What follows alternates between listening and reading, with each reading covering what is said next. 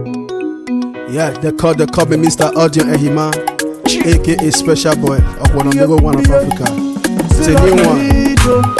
Ebe na we no teru, ade wa ne o mado o. Saki mama kome se pe yengebe. Ebe na we no teru, ade wa ne o ebu ne garije. Saki mama kome se pe yengebe. Nada no, igba ne gejo ma e. Nawu no, igba ne gejo ma e.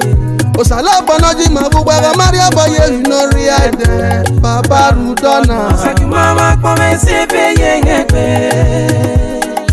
Boy sanera megwe me ina o Baba la ho ya me suda me gyawe gyani no bi me gi musave ni me ekoloji Uputu ma gewe ba ebe no ne egwe no pepe Uputu ma gewe ba ebe no ne egwe no pepe o Baba Rudona o Saki mama kome se pe yengebe.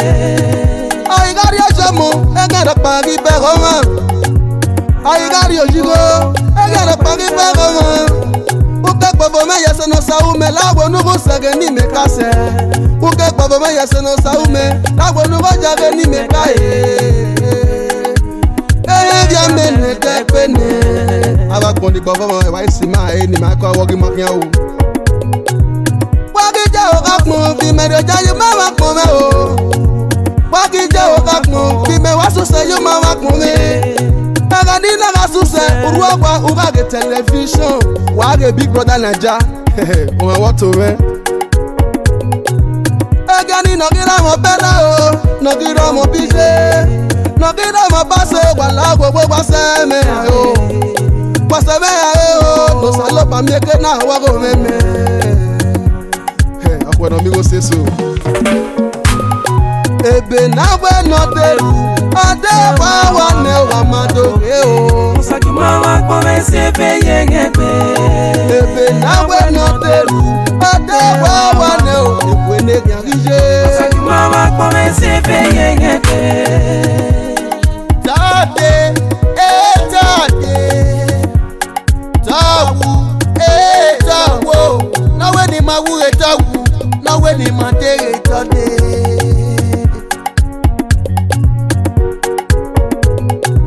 Iwe tode tode Tawu Iwe tawu Na we ni mawu tawu Na we ni matere tode Igwe no kume Igwe no kume o No kume no kakade Nibyo samyeke na hakiyo Na we ni wuyon kakade Nibyo samyeke na hakiyo Imari agoma o Omaga mumogo meria Imaswe ni omaji he Omaga swe ni meyi he Use na mugi arama Alona hama o Use na mugi amato Iwano na hama Agome eko ukia Agmo wagume mware Agmo wagume mware Agume mware